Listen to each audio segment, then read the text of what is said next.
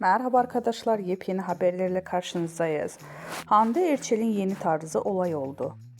Ünlü oyuncu Hande Erçel son günlerde hem özel hayatı hem de tarzıyla magazin gündeminden düşmüyor.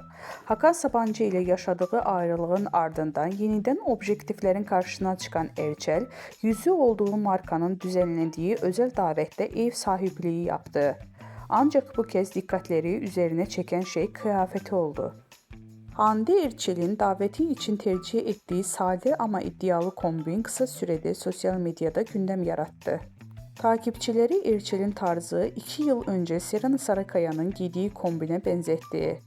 Kimi kullanıcılar ilham almak normal derken kimileri tam kopyalamış ifadelerini kullandı. İki ünlünün ismi stil benzerliği magazin sayfasında da geniş yankı bulundu.